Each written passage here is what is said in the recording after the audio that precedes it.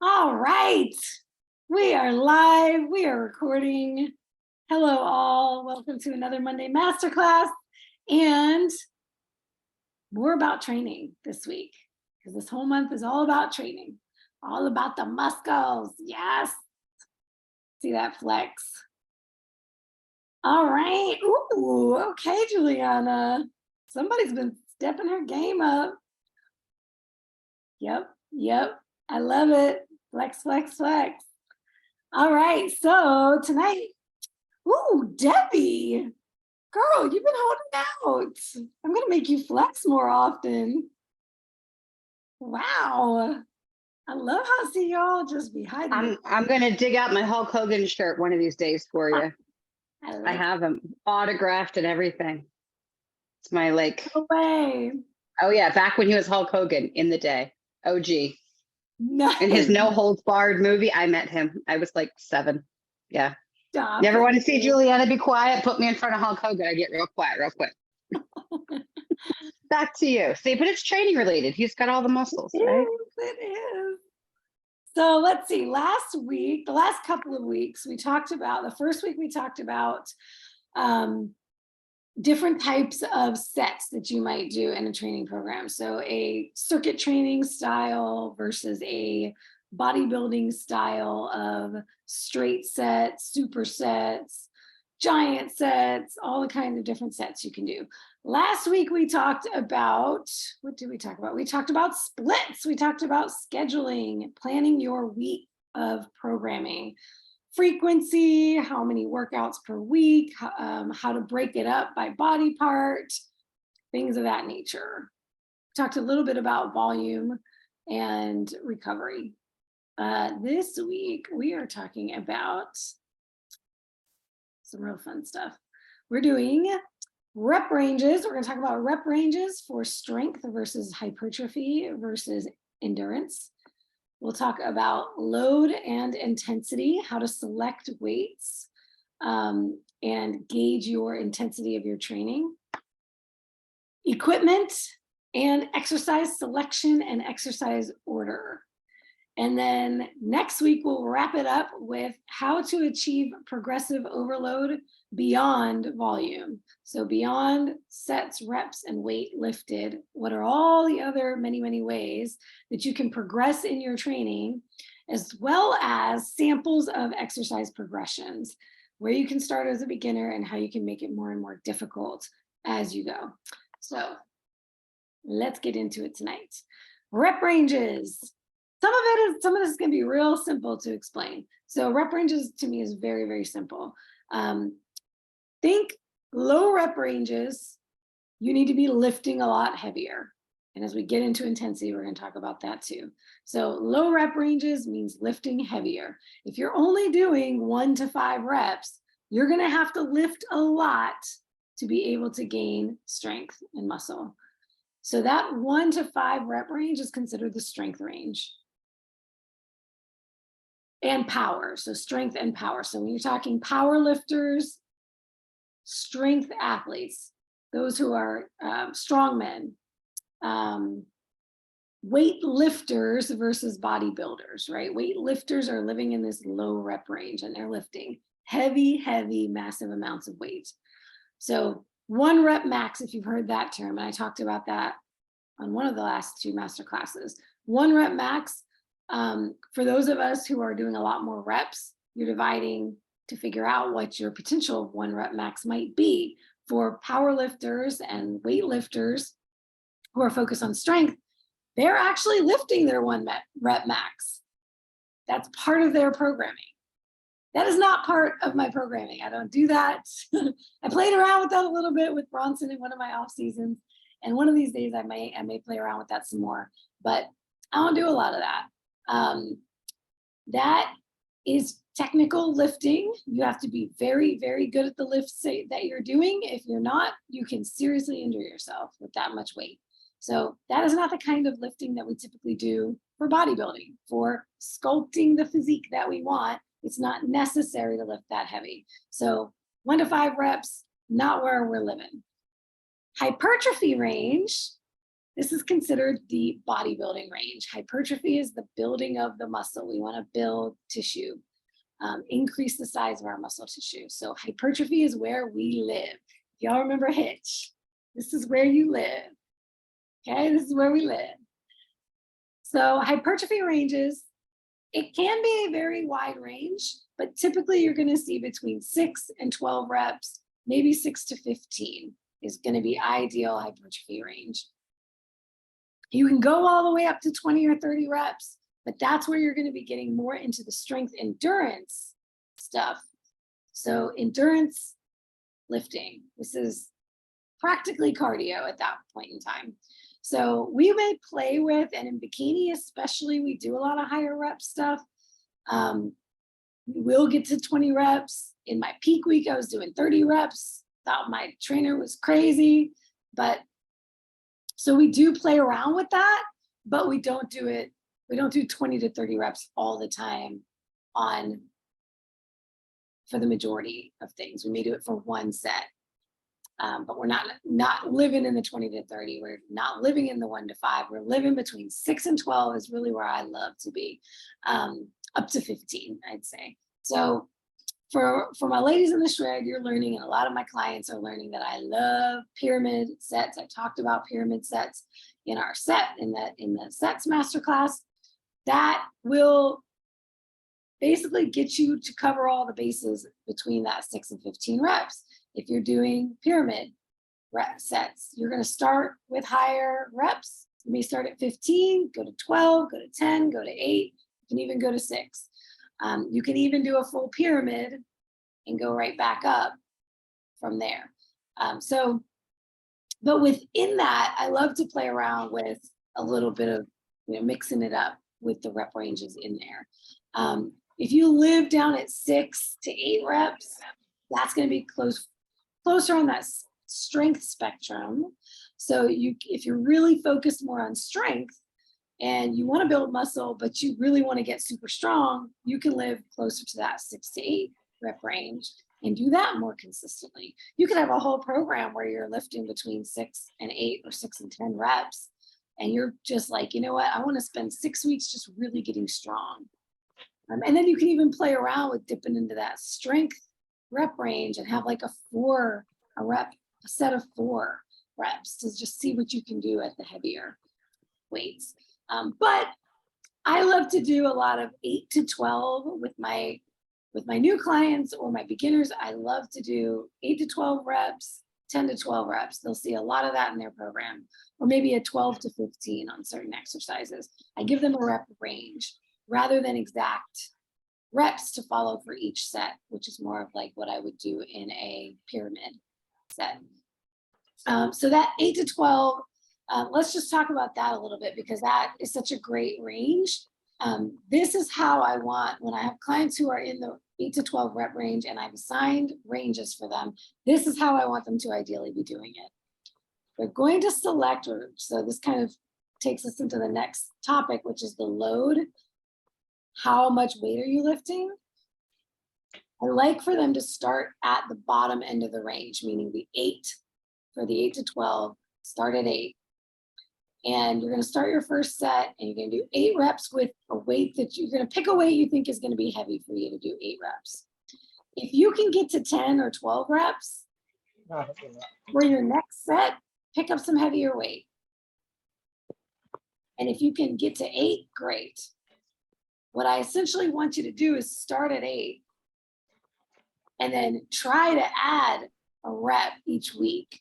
Like if you can get, and this is kind of another little jumping ahead, but when we talk about intensity and load, a rule of thumb I like to give my clients is, if I see in your training program that I gave you 8 to 12 reps, and I see that you did 12 reps for every single set, for every single exercise, you're not lifting heavy enough.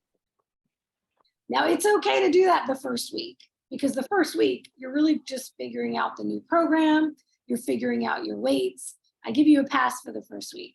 But if I start to see that happening continually beyond week 1, I'm like, okay, you're not pushing yourself hard enough. Because if you can do 12 reps on the first set and you pick up that same weight and you can do 12 reps again for the second set, and you pick up that same weight and you can do 12 reps again for the third set, you should be exhausting the muscle by the third set. You shouldn't be able to do the same amount of weight with the same amount of reps. So this is the number one thing I would say that most women out there are doing wrong when they're just finding a program online or they got a program from somewhere and they're just following what it says on the piece of paper. And what do these programs always say? I see it all the time. 3 reps, 3 sets of 10 reps. It's always 3 times 10. The whole program is 3 times 10. And what are they doing? They're picking up 5 or 10 pound weights and they're doing those weights for 3 sets of 10 reps forever for the rest of their lives. That is not going to build muscle because you're not creating progressive overload, which is what we're going to get into next week. But a big part of progressive overload is lifting more, right? Next week, I'm going to get into all the ways you can achieve it without adding more weight or without adding more reps. But the first principle of progressive overload is you're going to try to do more every time. I want you to try every set, every week of your program, every time you do that workout. You always want to be going for a little bit more than you did last time. And the simplest, easiest way to do that is to think either more reps or more weight. So the goal is for an 8 to 12 rep range, or any rep range for that matter. You want to start at the lower end, start at 8, what's heavy for you at 8, and try to progress up to 9 reps with that same weight. Try to progress up to 10 reps, try to progress up to 11, try to progress up to 12. Once you can progress up to 12, you've actually increased your strength, which is a good indicator that you're increasing muscle. And now that you've hit 12 successfully, now I want you to increase the weight again and go back to 8. And doing it this way, you can repeat programs. You could take, for my ladies in the shred, you could take the shred program. Let's say you don't decide to continue on with me and do the build. Hint, hint, for those of you who are not in the shred, launching the build program in September. Stay tuned, details to come. But if you let's say you're working with me, you graduate from me as a private client, you have all this programming I've given you over our time together, or you do a group program with me and you decide you want to move on your own, you can repeat the program and continue to progress by using this principle. Starting at that bottom of the range and continue to keep trying to add reps or weight each time. Let's say you're stuck at 10 reps, or let's say you get to 12 reps and then you try to increase the weight, but you can't do 8 reps yet. You can only do like 6 at that new weight. It's okay to then say, okay, I'm going to stay at 12 with this weight, but I'm going to go for 13, or I'm going to go for 14, or I'm going to go for 15. Let's just see how many reps I can get out with the same weight, since I can't hit 8 yet for the next weight up. So keep adding reps until you get strong enough. What that's going to do is help increase the strength in a different way. So you could maybe get up to 15. And then the second set, maybe you can only do 13 with that weight. And the third set, maybe you can only get to 11 or 12. Once you get to the point where that third set that you're doing, or fourth set if you're doing 4 sets, is at the high end of the range, you're probably ready to go to the next weight. Because if you can do 3 reps over the range with that weight, it's a good indicator that you can get close to that low end of the range with a new weight. And if, let's say, you're only failing short of like 1 rep, so you're at 7 instead of 8, you can start there. Totally okay to start there. Start at 7, start at 6, move your way up. Juliana, go for it. You got a question? So if I'm using a resistance band that has, like, obviously depends on how tall you are and how far away you are. It said like 20 to 50 pounds. If I'm as far as I can be and still get an extension, I'm assuming that's the 50. And I don't have another band beyond that. is that when I would do the exhaustion type sets for those exercises? Like keep going till I just can't go anymore? With versus bands, you have a couple of options. So Okay. for bands, I would say you can either continue to increase your reps or choke up on the band to give yourself less room, if you know what I'm saying. So you have more tension. You have more tension on the band. So find a way to choke up on it from one end or the other, depending on where you have it attached and where you're standing.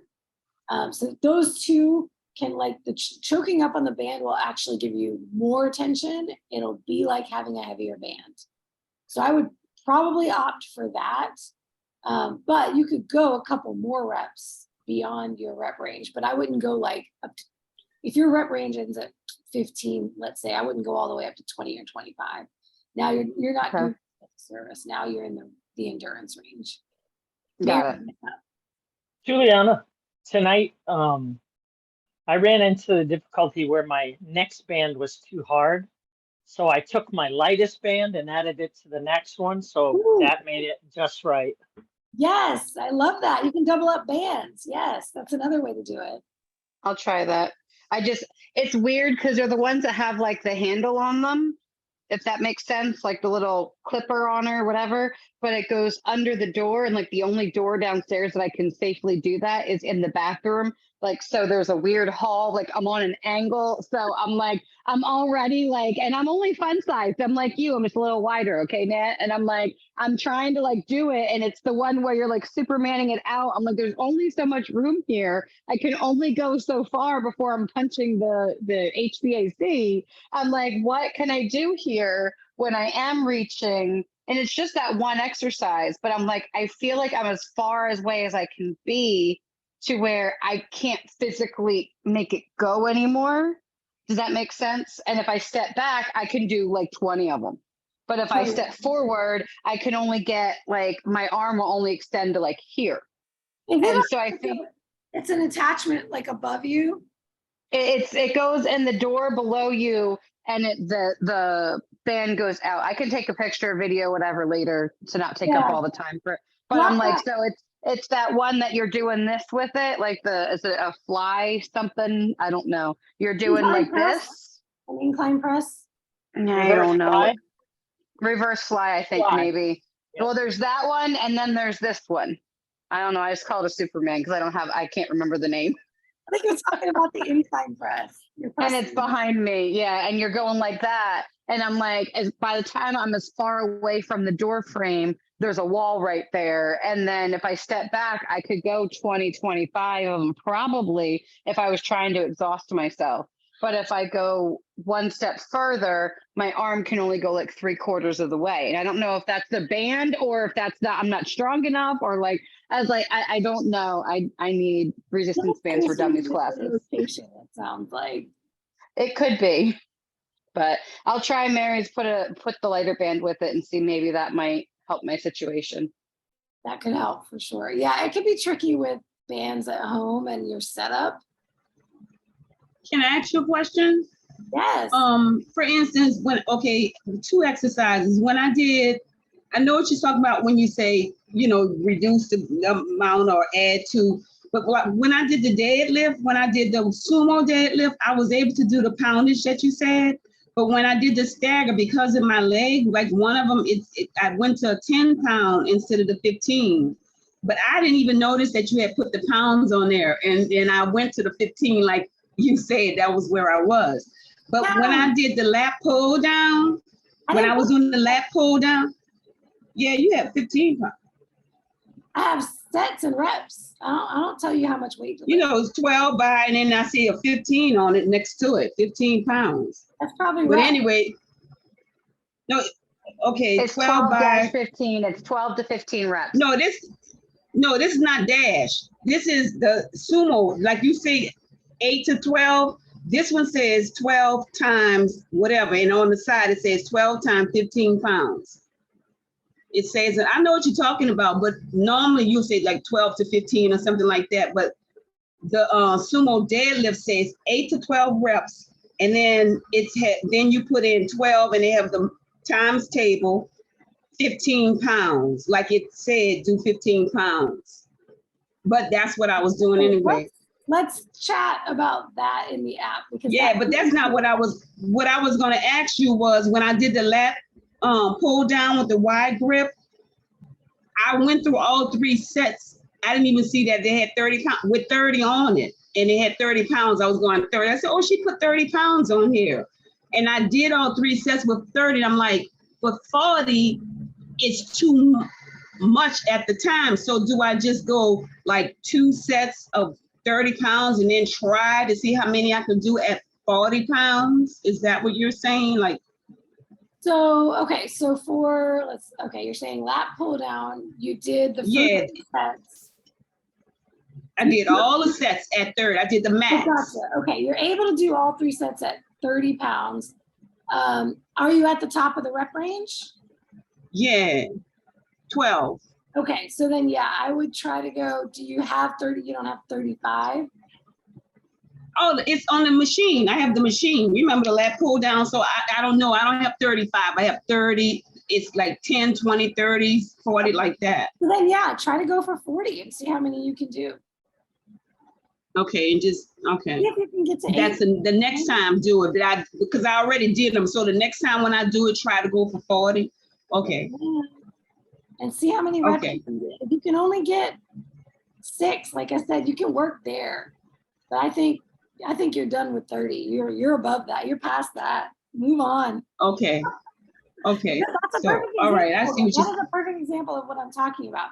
If you can get all 3 sets at the same weight, that's not heavy enough. I bet if Rhonda does 40 pounds next time on her lat pull down, you might surprise yourself, actually. You might be able to do all 12 on the first set. The second set should be, if it's the right, and this is how everybody I want you to think about the weight that you're lifting. If it's the right weight for you, after the first set, you have now started to exhaust your muscle, the muscle group that you're working. So on the second set, it should be difficult, if not impossible, to get to 12 again, to get to 12 number of reps the second time. And then the third time, you should not be getting to where you got on the first one. And that's what's been happening on some of the stuff. I will start off and I can get to the top of range, but by the second rep, I can't do it. I might do 2 less. And by the third one, I might do 4 less. Exactly. You know, because it's like, okay. That's a perfect illustration of how to do it. So. But I'm very anal, so I always try to go to the max, and that's a problem with me. That's just me. I have a problem. Actually, no. Okay, now I'm going to tell you all that Rhonda doesn't have a problem. This is how I want everyone training. Max effort. Yeah. So Bronson just got excited about that. He's like doing a happy. Oh. He's like, yes. See my I've been trying to. Oh, but Rhonda, it's my toxic trait too. Rhonda, it's okay. It is. Thank you, because I thought it was just me. Lift heavy, lift hard. Okay. Yes, okay. So let's get into that then. Because so load, I pretty much just covered load. Load is how much weight you're lifting, and this could also be any resistance. So if you're doing body weight, you have load. If you're doing bands, you have load. If you're doing weights, you have load.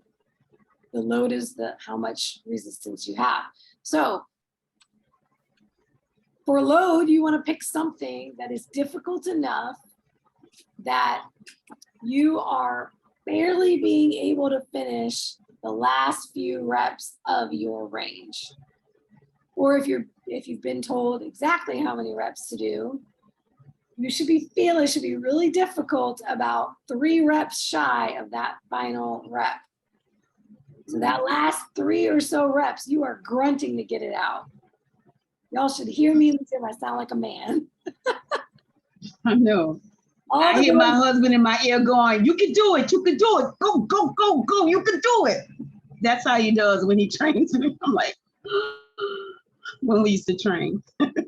Yes, ma'am. So, okay, so so that's for your load. For your intensity, this is kind of what Bronson's getting into. And this is the, oh, let me open up the chat and make sure I'm not missing anything. You'll hear terms out there in the fitness industry called reps in reserve. I don't like this concept. I mean, it might be beneficial for like super advanced lifters who are now getting all technical about everything and are wanting to calculate things. But for the grand majority of people, reps in reserve is doing you a disservice.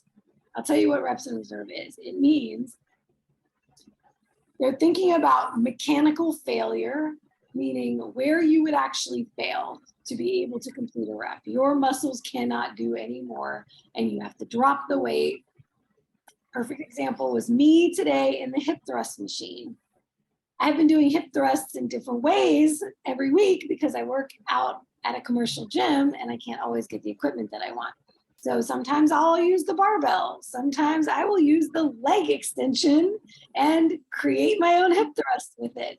Sometimes they actually have a glute bridge. I think they all call them different things at different gyms. I actually took a picture of it so I could show you guys. Glute drive, I think it's called. Yes, the glute drive machine. This thing is awesome. Probably can't see it on here because of the, oh, maybe you can a little bit. That's how it looks. You sit in it. You have a belt you put over your waist. You can put plates on the sides. And then when you release the thingy, your butt drops down with all this weight across your waist. And Can I see that again, please? Yeah. I'll post it in the Facebook group too, so you guys can see. It's that bench is where your back goes. So your butt and your feet are down here on this platform. The weights are on each side of you. And there's little handles. See, so you can release. it's not the same thing. That's not what I have, but I was wondering if I would be able to use this. Anyway. For at home. What do they call it? There's a few. It's not like that one, huh? No, like this, no. I couldn't use this, huh? This No, one. you would use a barbell. You have a barbell. You can use a barbell for that. So I would just use this barbell that's on here. Yep. The traditional, if you look at it online, you'll see like hip thrust is traditionally done with a barbell. But you can do them, I mean, you can do them with so many, you can do them with dumbbells, you can do them with bands, you can do them with body weight. There's I'm gonna try that.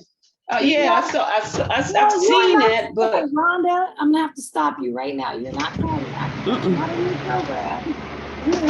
nope, I'm not. No, I'm not doing that because I don't have time to do that. Even if I wanted to try it, I was just wondering if that was what the machine was. Okay, I was about No. to stop you because I'm like, nope. There's no. I got enough on my plate right here. Yes, you do. I'm following your plan. I don't need nothing extra. And next week, we're going to talk about progressions, and then you'll understand why you don't have that in your plan yet. So, Yeah. I bring that up just to say, I totally failed on it.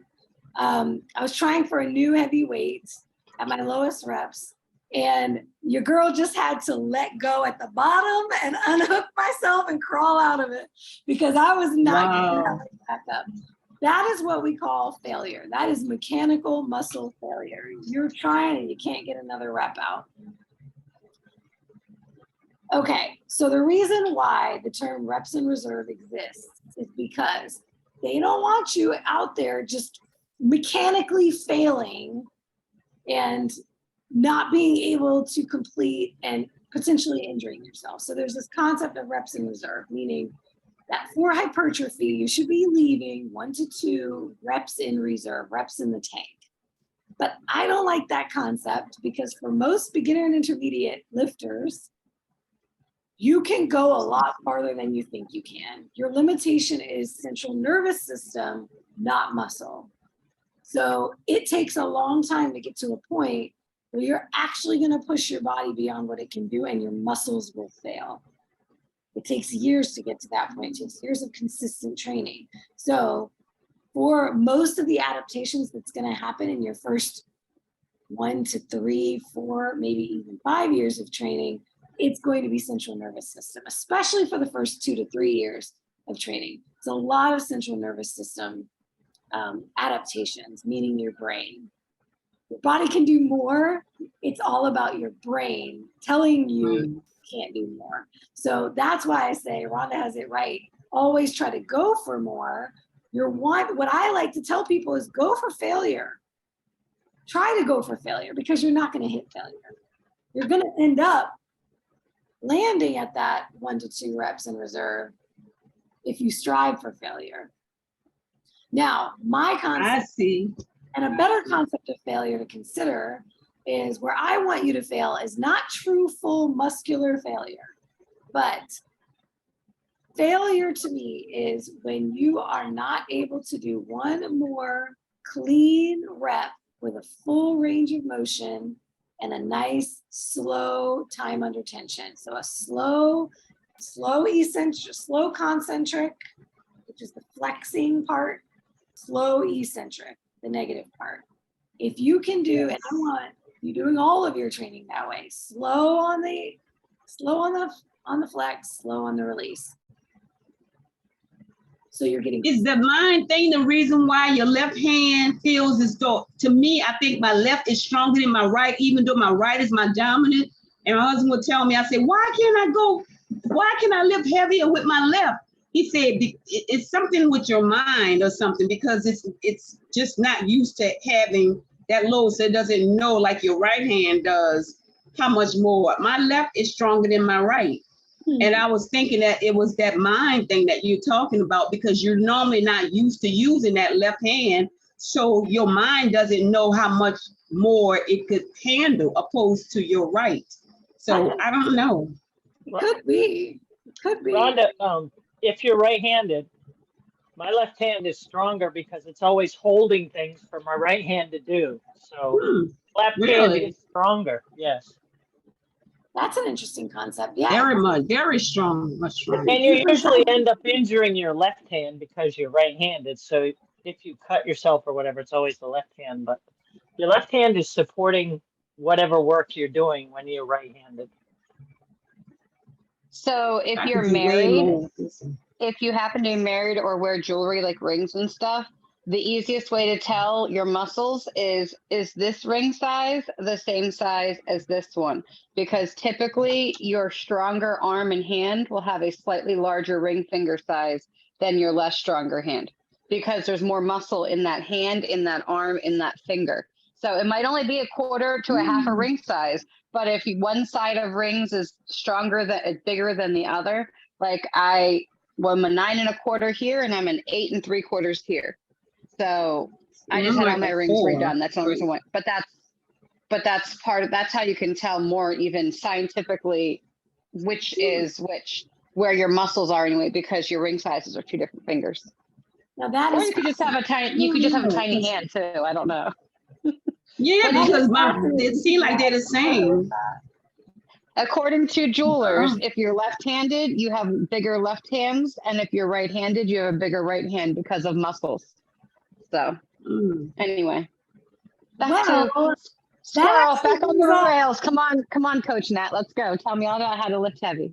I'm listening. So that actually brings up another great tip I can give you all for symmetry, because in bodybuilding is all about symmetry. You don't want to have one great side and the other side you have to try to hide on stage. We're going to see it all on stage. So here's a thing where you can improve your symmetry. So whatever, and this is another interesting thing too. You will find that on some exercises, one side might be stronger than the other, and on other exercises, the other body part might be stronger than the other. So it can happen. You can have imbalances, biceps, triceps, quads, delts, any of it. So when you're training, one great thing to incorporate into your training is isolateral movements. This is individual sides. So instead of always doing everything with both sides, squats are going to use the whole body, right? Lat pull downs. You can do lat pull downs with both sides with a bar, or you could do lat pull downs with a cable attachment and do them one-sided. You can do rows unilaterally, one-sided, single arm rows. So anytime it's a single body part exercise, and then you have to switch into the other side, start with the weaker side. Everybody's always asking, like, okay, if one side's not stronger than the other, do I do more reps or more weight on the weaker side? No. But you can change that. You can fix that imbalance by starting with the weaker side when you do your unilateral work. That way, you're going to be a little pre-exhausted before you do the second side. So notice if you always go to pick up a weight with one particular side before the other, you could be training one side more than the other by doing that. So either swap it out every so often, start with the left this week, start with the right next week, or if you notice a difference, start with the weaker side first. That was just an extra little bonus tip. Since y'all brought that up, I'm glad you did.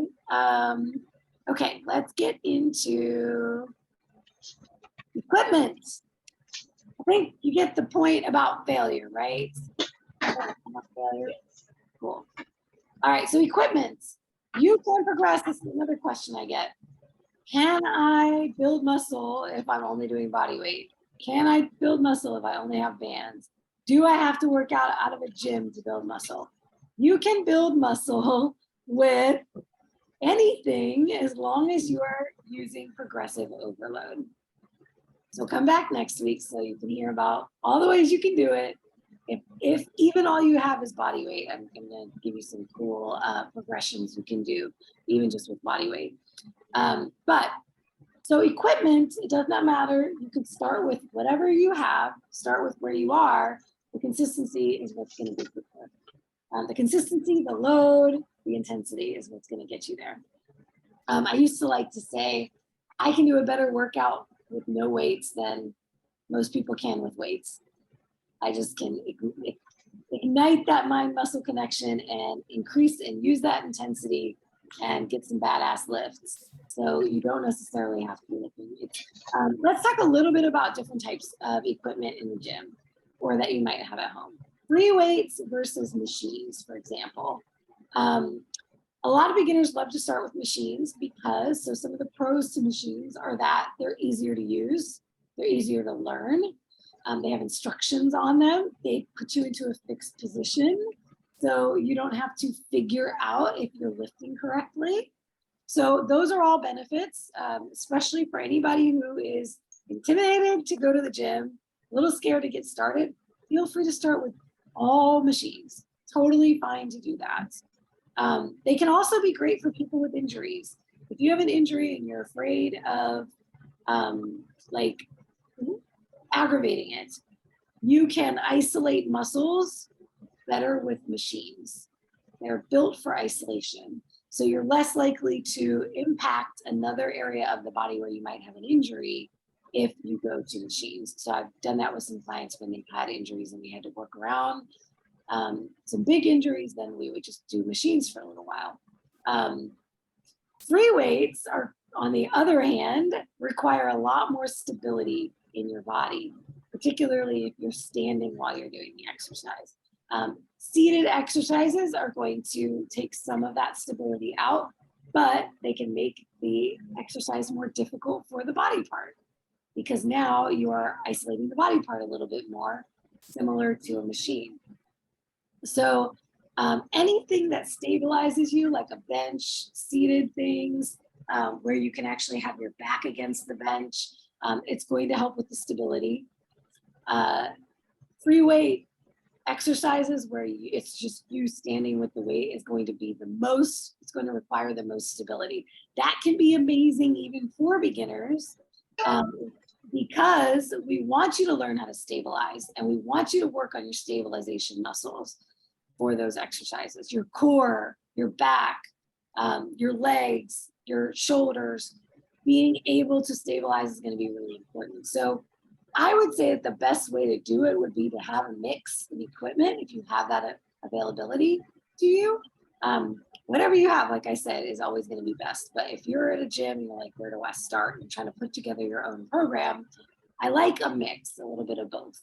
And then I will switch it up personally because once again, I work in a commercial gym. So it's whatever I can get. So I will switch it up if I need to switch it up. If there's no benches available and I'm doing dumbbell chest presses, I'll go use a machine. So there's different things that you can do there. Cables are typically going to now increase the difficulty even more because cable machines, unlike free weights, so your dumbbells, you're controlling the movement. You only have the resistance in a certain plane. And with a cable, it is pulling against you on both sides of the movement. Unlike a band, this is what makes bands and cables different. Bands, you're only getting resistance on one side.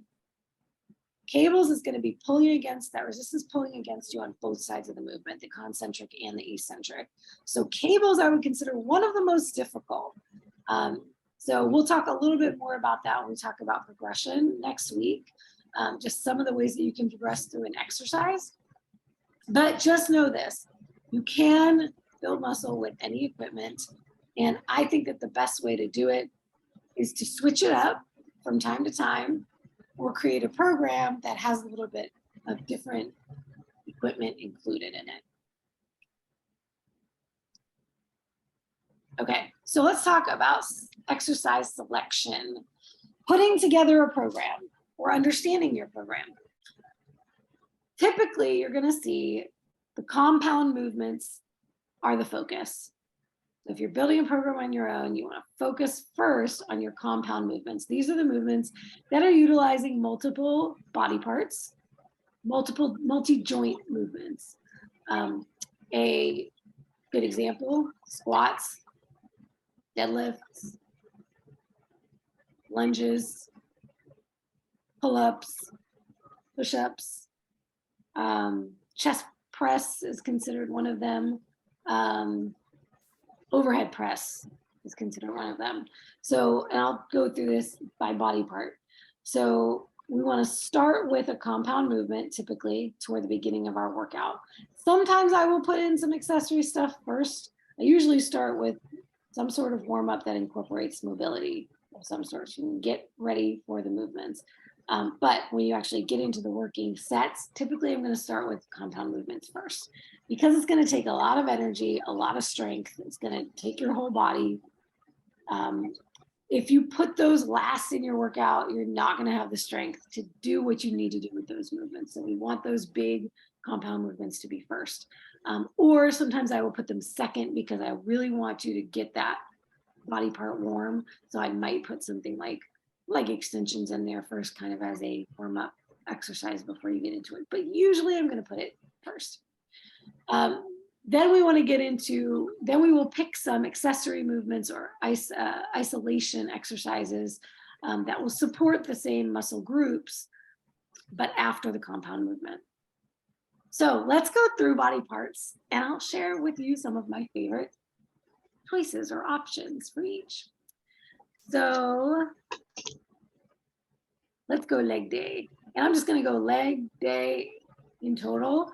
This could be a quad focus day. This could be a hamstring focus day. This could be a glute focus day. Or you could do it all in one in a leg day.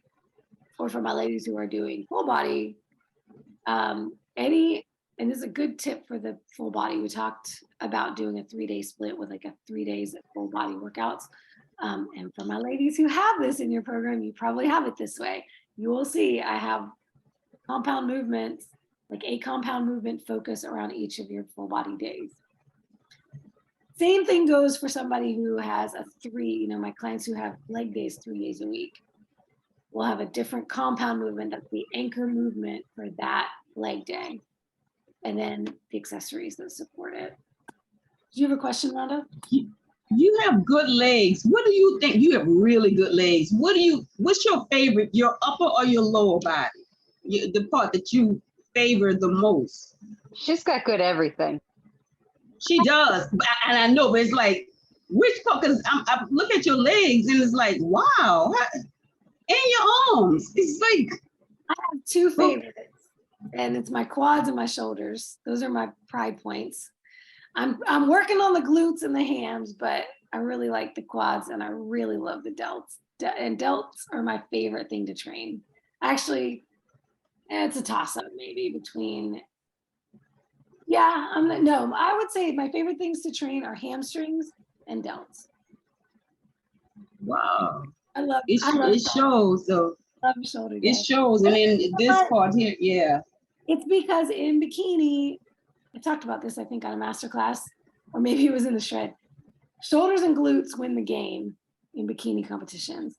It's creating that frame, that hourglass frame. It's the glutes and the shoulders. They want to see these nice rounded shoulders and the glutes.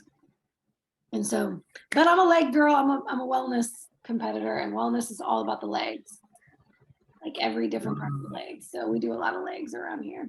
So yeah, let's get into my favorite exercises. So we got, for legs, squat variations. There are so many. I would probably say my favorite squat variations. Oh my gosh, there's so many.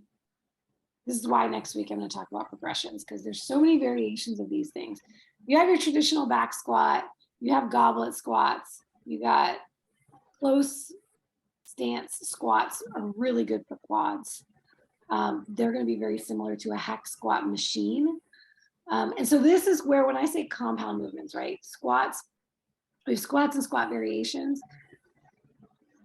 If you pick your compound lift, you pick your type of squat you're going to do, and that's your compound lift. If you're doing, let's say, the close stance squats, either on the Smith machine or with dumbbells or a barbell, that's going to work your quads really heavily. You wouldn't then go do a hack squat right afterwards, because you're basically doing the same exact exercise, but one's on a different equipment. So there are some exercises where they are working the exact same thing in the same angle, same way. You're not going to double or triple up and do a whole bunch of those in the same workout. You would do one and then you move on to the others. So let's do a little example. Let's see, because I have a quad focused day. I can give you an example.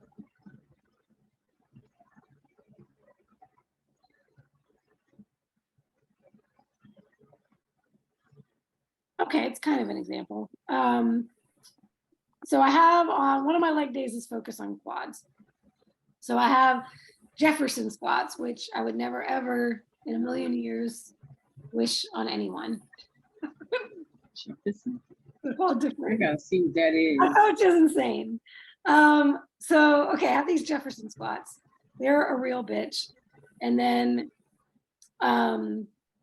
then I will do the close stance squats on the Smith machine. So they're still hitting quads. There are two different types of squats. And the Jefferson's going to kind of hit everything. It hits glutes really well too. And then I do leg extensions, which is going to be an isolation movement. So that's a good example of an accessory movement. And then he threw in some deadlifts on that day too, which is not quad focused at all, but that's one of my days. Another one that I might give to people on a quad day is a quad focused lunge or split squat. And I have a trivia question for y'all. I need to start doing this on every masterclass and then giving away prizes. Can anybody tell me what the difference between a split squat and a lunge is? Let me look on A split squat in a lunge. You move. The one's static and you just go up and down. The other one is a step and a down. Go, Juliana! You're awesome. Yes, that is the difference. The I lunge- used to my Looking literal up words, Jefferson squat right now. I just had to see it. Not do that. There's some crazy. If you want to see something funny, go to my Instagram. I did a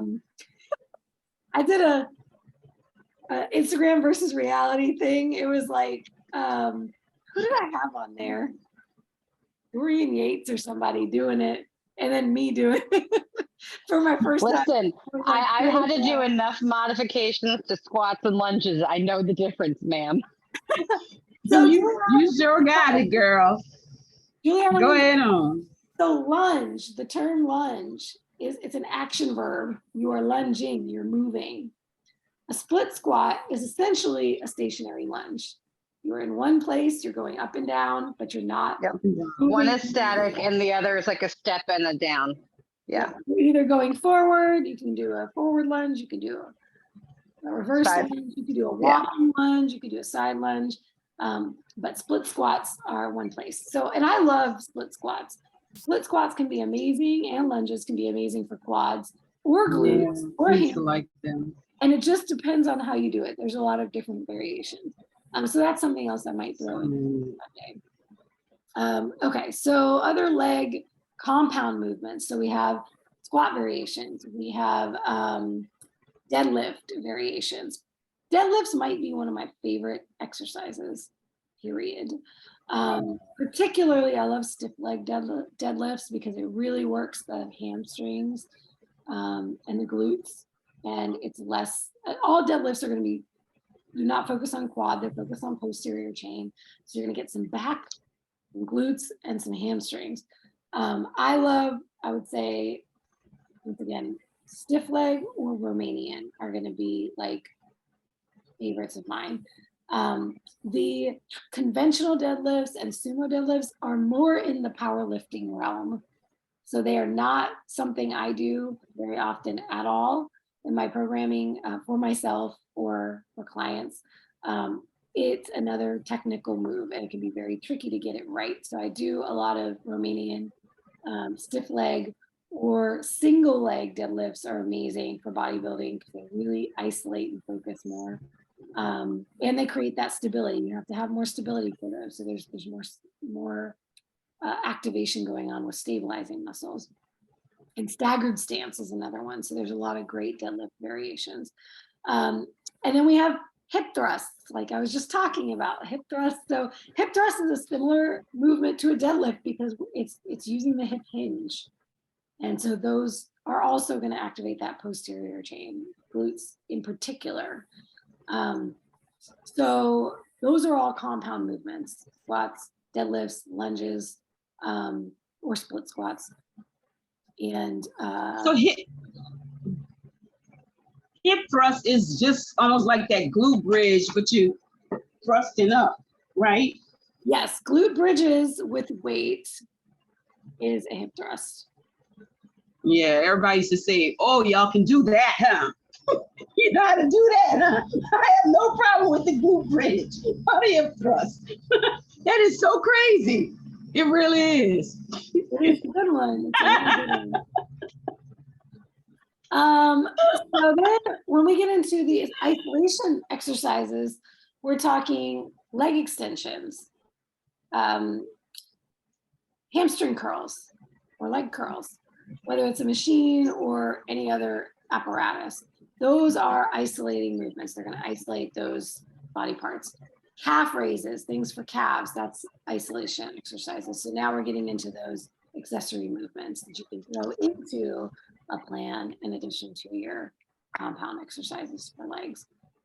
Adduction and abduction, those are accessory exercises.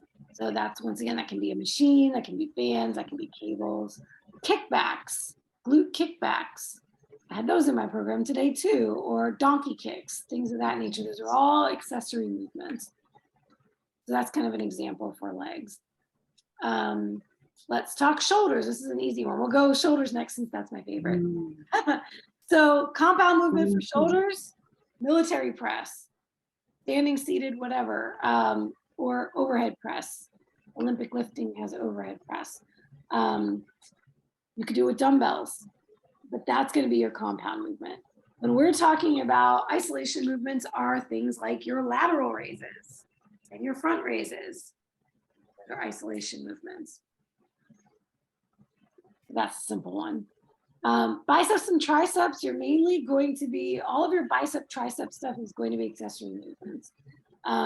Otherwise, they're involved in things like pull-ups and push-ups.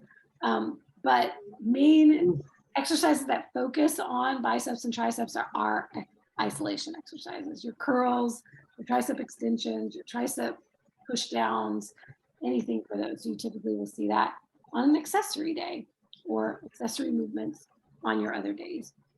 So for those doing the push-pull split I talked about the other day, if you're doing back exercises, you're going to get some bicep activation. If you're doing chest exercises, you're going to get some tricep activation. But those particular bicep and tricep exercises would go after the compound movements. So let's talk then about those compound movements. Back exercises, for example, your rows. Any kind of row is going to be a compound. That's going to come before accessory exercises in your program. Back is a big muscle. You can lift a lot of weight. You don't want to leave heavy rows to the end of your day. You want those earlier in the program. Lat pull downs are a different type of back exercise. So you have your rows. It could be any grip too. They're all rows. They all count. Neutral grip, wide grip, close grip, all very similar. Those are considered horizontal movements, and then your vertical movements, like your lat pull downs, you can do one side or the other side. There's all kinds of variations you can do on those. Those are a bit more accessory, so you could do your heavier rows first, especially barbell rows take a lot out of you. And then your chest press is going to be your compound exercise, and then your flies are your accessory exercise. Push-ups would also be considered a compound exercise. That's going to engage your whole entire body.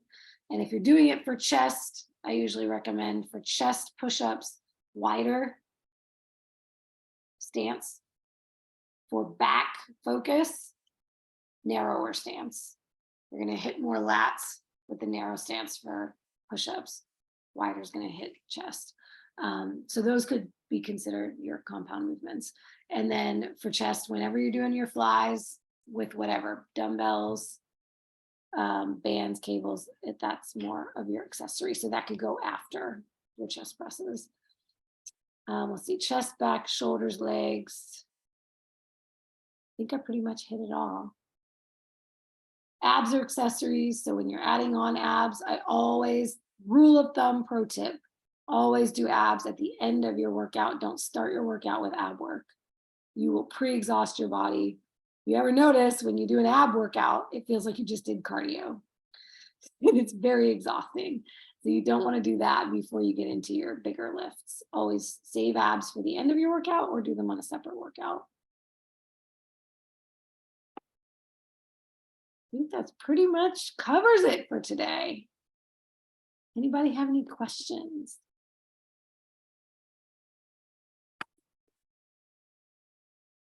I love talking about working out. And we are a I little, was listening to. go ahead.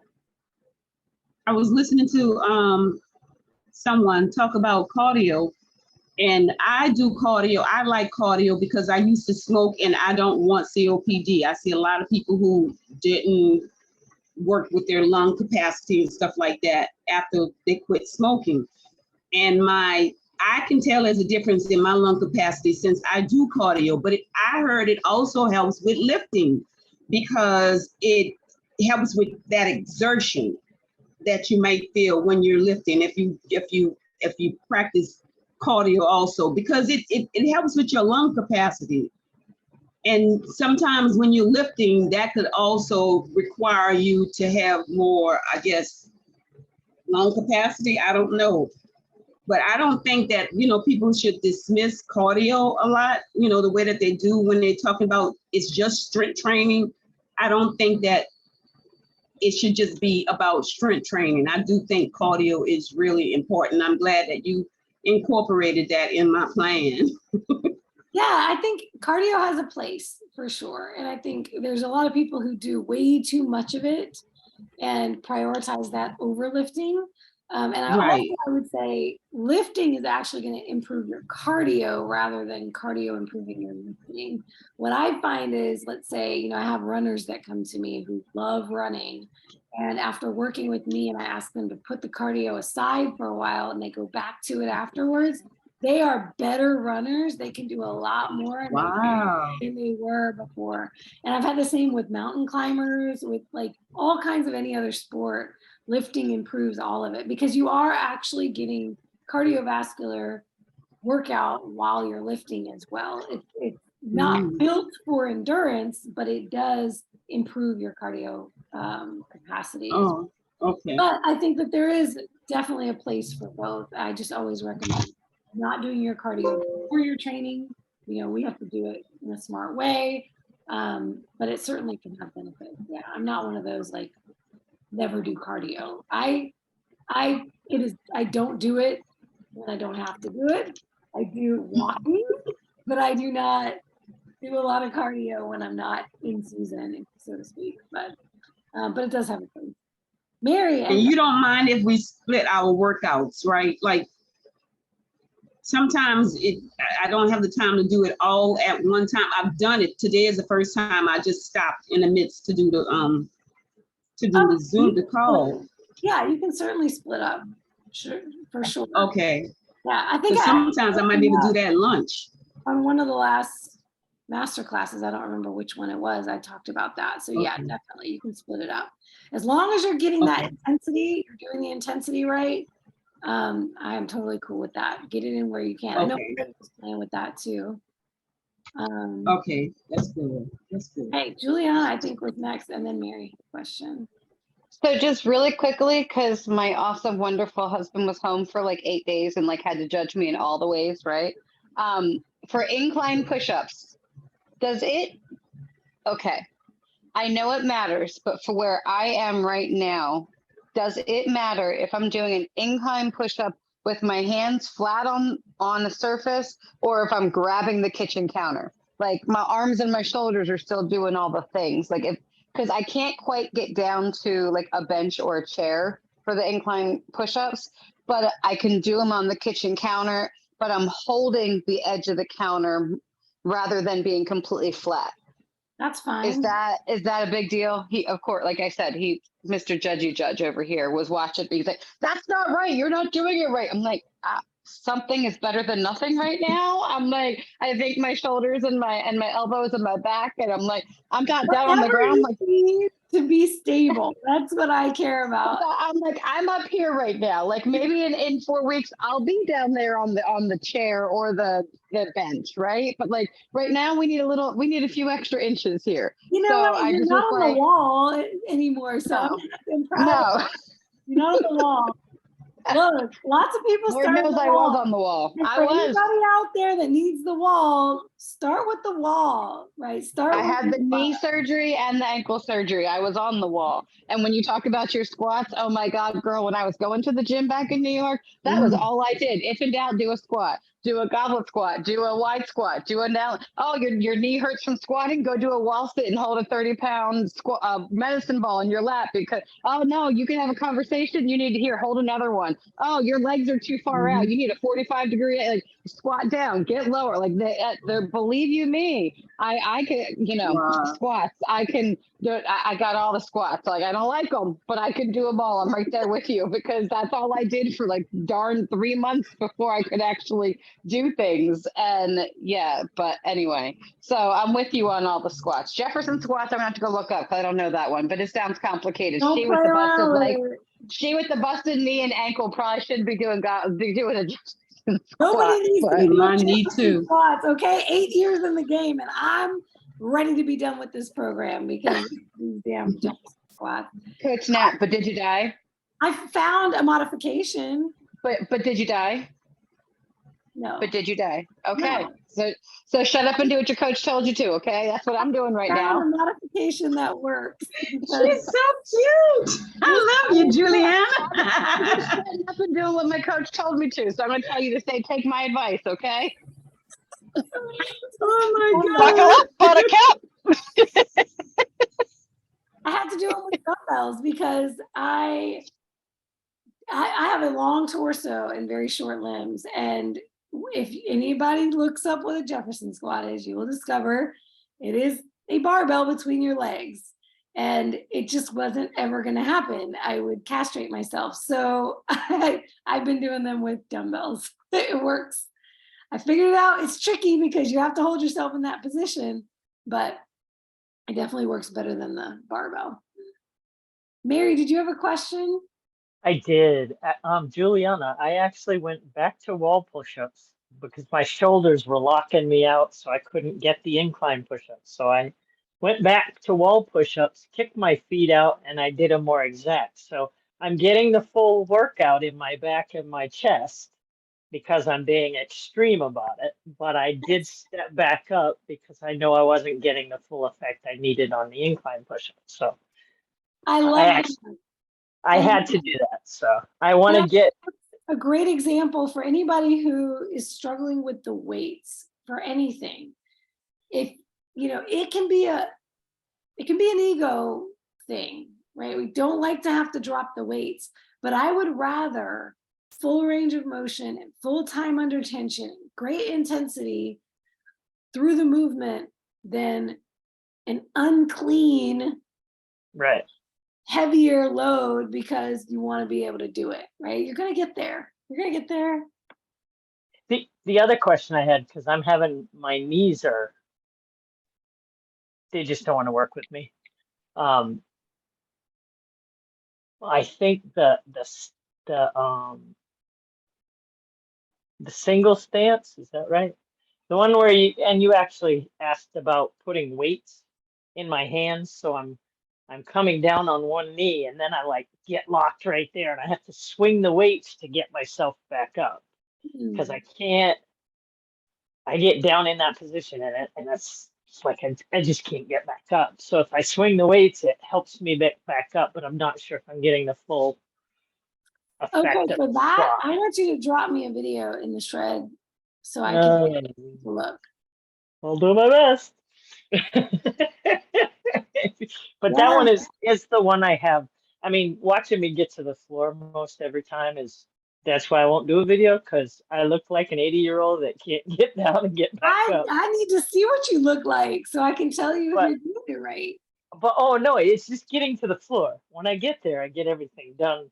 I watch my videos. I watch my videos and I do them exact, and I do like the first day, I think it took me an hour and a half to do a 40-minute workout because I was like meticulously looking at everything and making sure I was doing it.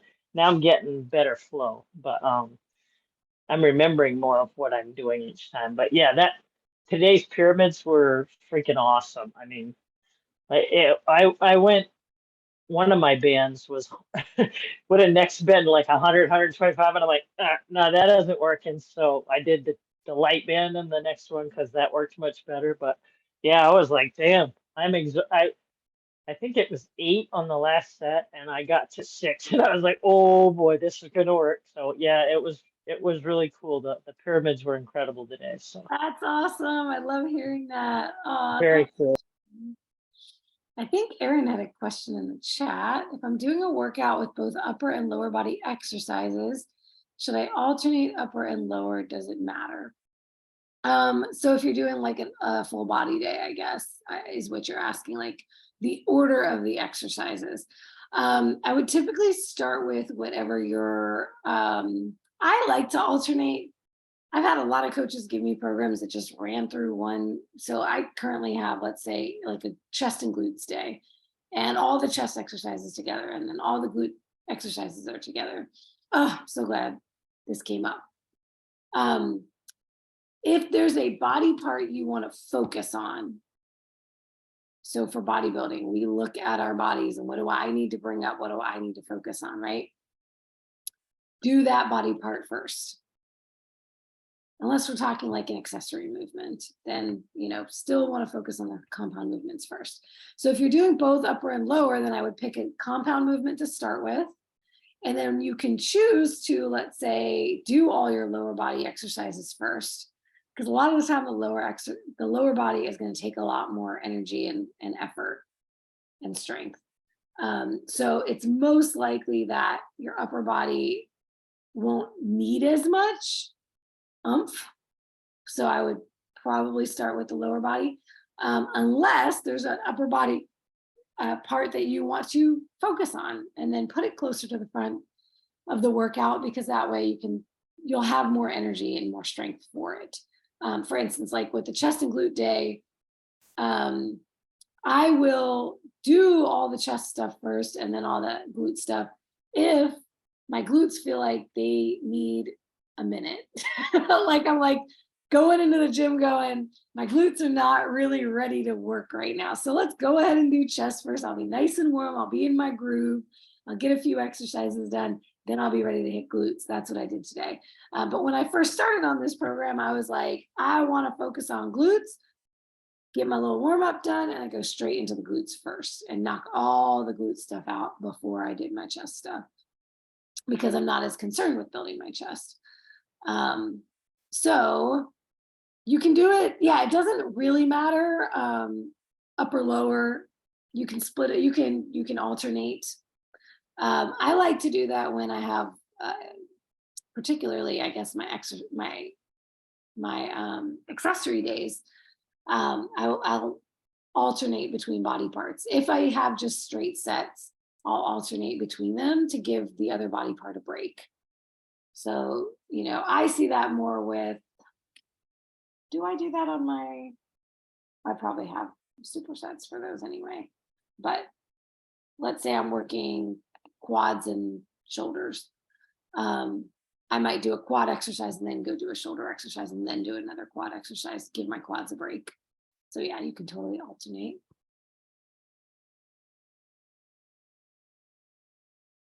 Good questions.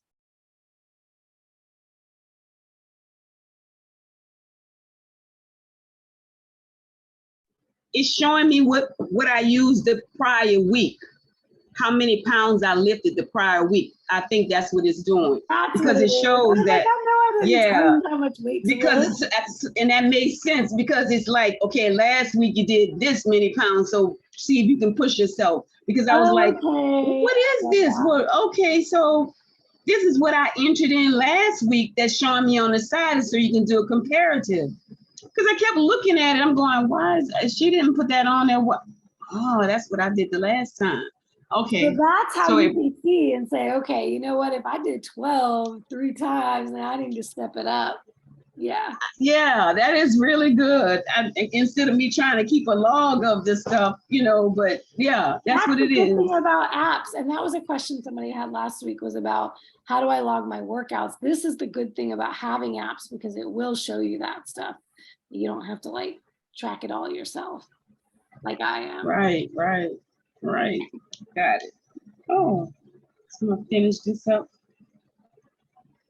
All right, Yep, ladies. Well, I have a taco bowl waiting for me, so I'm gonna sign out for the night. Thank you all for being on here, because y'all make it fun. My tribe. Thank you. Good night. Love you guys. Take care. Good night. Good night. Love you guys. Good night. Good night.